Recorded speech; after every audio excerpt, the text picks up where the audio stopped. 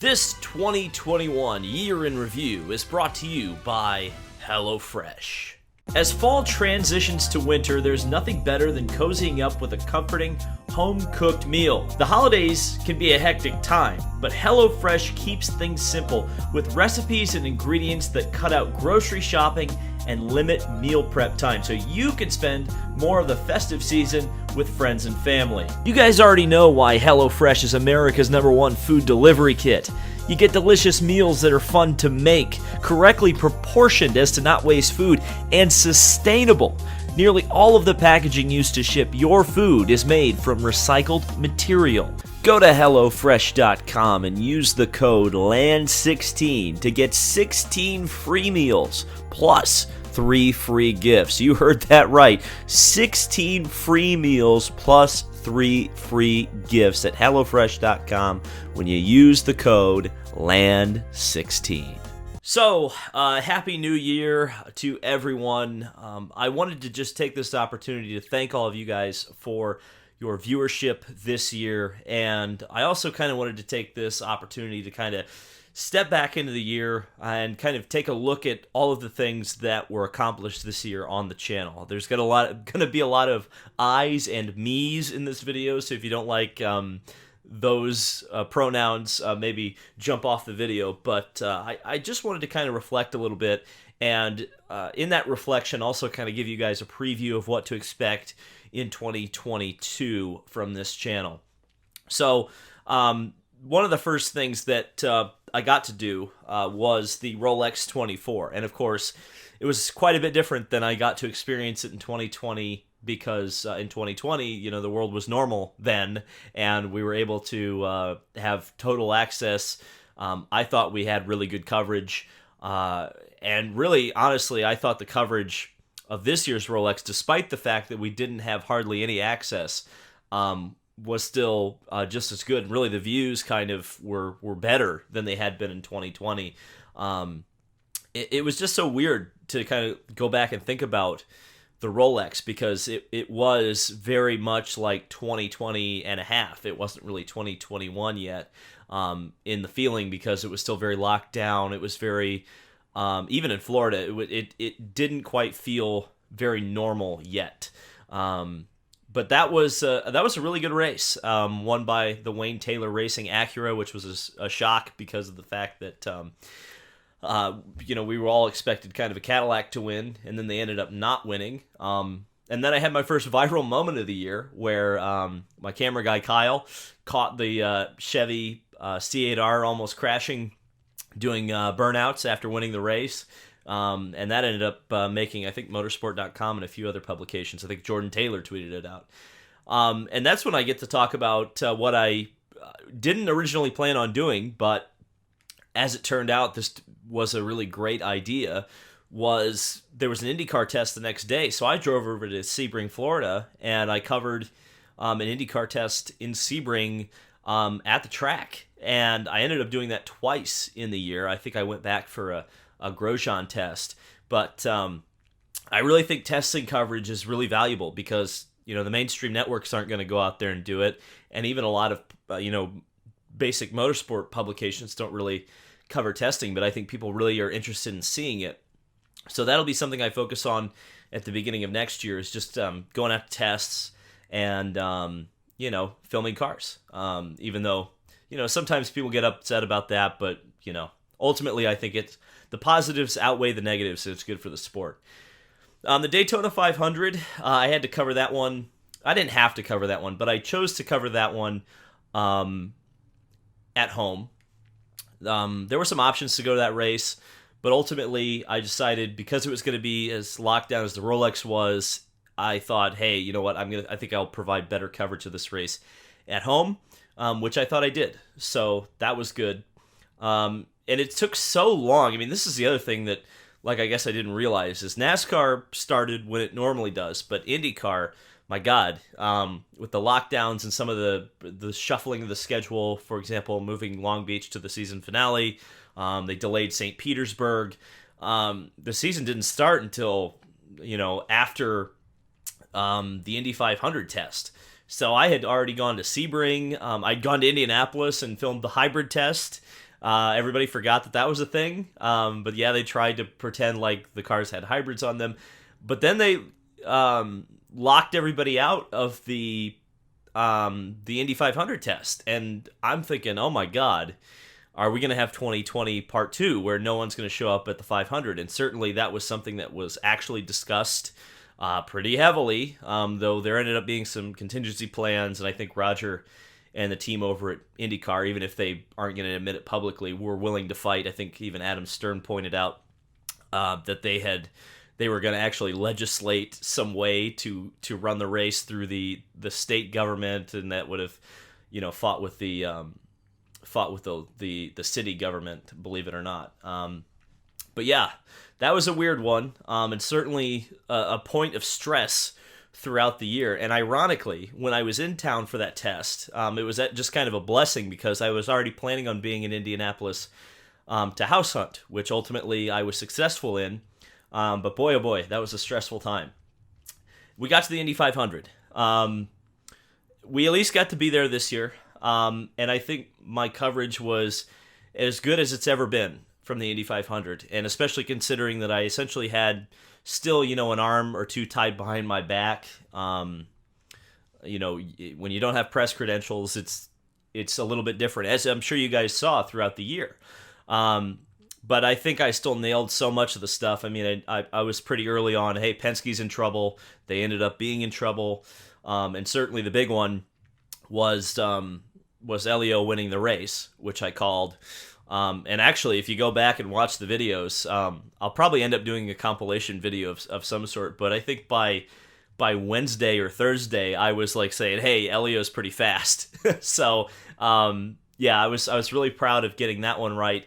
And then the Indianapolis Motor Speedway Museum. I mean, these guys, were so gracious and helpful this year.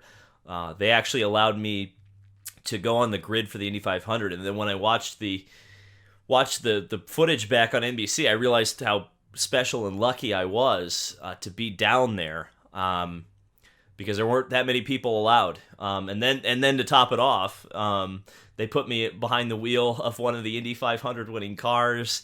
That just, I still can't believe that happened. I know it was just kind of lame, and I was getting pulled behind a golf cart, but I haven't sat in many race cars, believe it or not, and certainly not many Indy cars, and certainly not many Indy cars that have won the Indianapolis 500. So that was really, really neat.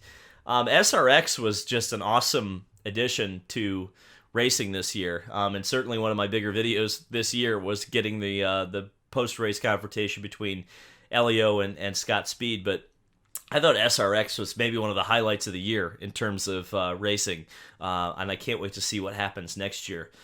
Then we actually started getting actual press credentials to go to races, and this is when I think some of my best work of the year was done, particularly at Nashville, where I was able to do a track walk and started interviewing drivers. And that's the crazy thing to me, is that the people I've been able to speak to this year, Rick Mears was one of my first interviews. That was facilitated through the museum. Then I talked to guys like Bobby Rahal and